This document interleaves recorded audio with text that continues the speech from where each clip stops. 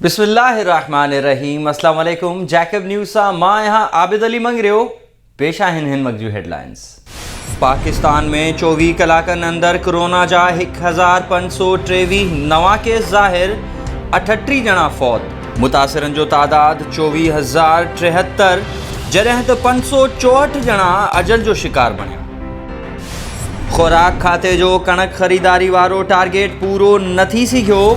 सखर जे इलाइक़े सालेपट में खुराक खाते पारां गैर क़ानूनी तौर कणक ख़रीद करे ज़ख़ीरो कंदड़नि ख़िलाफ़ कार्रवाई। 1 लख बोरियूं हथ। वापारियुनि पारां गैर क़ानूनी तौर कणक ख़रीद करण सबबि सरकारी तौर कणक ख़रीदारी वारो टारगेट मुकम्मल करण में ॾुखियायूं पेश अचनि पयूं। कणक ज़ख़ीरो कंदड़ 3 मिलनि खे सील कयो वियो आहे।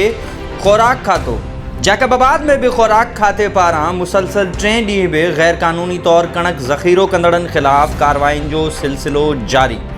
District food controller Roshan Ali Pawar ऐं असिस्टेंट कमिश्नर नासिर अली अब्बासी पारां पुलिस अमलो साण करे माशाअल्लाह राइस मिल, सबायो rice mill, Jilani rice mill ऐं बिस्मिल्ला राइस मिल ते छापा।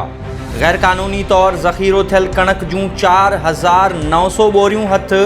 गैर क़ानूनी तौर कणक ज़ख़ीरो कंदड़ 2 मिलनि जा 2 गोदाम सील।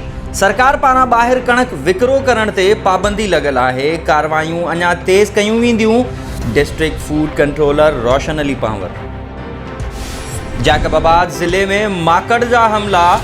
जैकबाबाद, ठुल ऐं भरपासे वारे इलाइक़नि में लखनि जी तादाद में लथल माकड़ आबादगारनि खे परेशान करे छॾियो। मौसमी फसलनि समेत वण बि खाई तबाह करे छॾिया। ज़राअत खाते माकड़ ख़िलाफ़ जोगा उपाउ न वरिता। ऑफिस वीरान, ऑफिसर गायब। सखर में लॉकडाउन ते अमल कराइण लाइ SSP इरफान अली समो शहर में निकिरी पियो। मार्केटनि जो जाइज़ो वरितो। खुलियल दुकानूं पुलिस बंदि कराए छॾियूं। लॉकडाउन दौरान दुकानूं खोलींदड़ ख़िलाफ़ कार्रवाई कई वेंदी। SSP सखर। बोज़दार वडा में पीरसन औरत पुलिस ख़िलाफ़ जैकब न्यूज़ ऑफिस पहुची वई। बोज़दार वडा पुलिस मुंहिंजे पोरियत पुट खे मोटरसाइकिल फुर जे कूड़े केस में खंभे गुम करे छॾियो आहे। थाणे ते बि चक्कर काटिया पर पुट जो ॾस पतो नाहे। असांजो कमाइण वारो बि हिकिड़ो हो जंहिंखे बि पुलिस गुम करे छॾियो आहे। क़ाइदे अवाम इंजीनियरिंग यूनिवर्सिटी जे उस्तादनि जो तनख़्वाहूं न मिलण ख़िलाफ़ एहतजाजी मुज़ाहिरो। यूनिवर्सिटी इंतिज़ामिया पारां गुज़िरियल 2 महीननि खां उस्तादनि जूं पघारूं नाहिनि ॾिनियूं।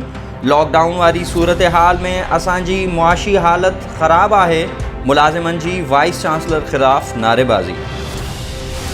बोज़दार वडा जे ॻोठ अता मोहम्मद भंबरो में राशन न पहुचण ते रहवासियुनि जो अब्दुर्रज़ाक मरी, यासीन मरी, मसमात शली मरी, गुलनाज़ मरी ऐं ॿियनि जी अॻवानी में एहतजाजी मुज़ाहिरो। लॉकडाउन बाद रोज़गार ठप थी विया आहिनि ऐं हुकूमत बि वाहुर न पई करे रहवासियुनि जी दांह। ही हुयूं हिन वक़्त ताईं जूं हेडलाइंस। वधीक तफ़सील लाइ विज़िट कयो असांजी वेबसाइट www.jacobnewsht.com ऐं फेसबुक ते फॉलो कयो। ॾिसंदा रहो जैकब न्यूज़, ख़बर खां हक़ीक़त ताईं।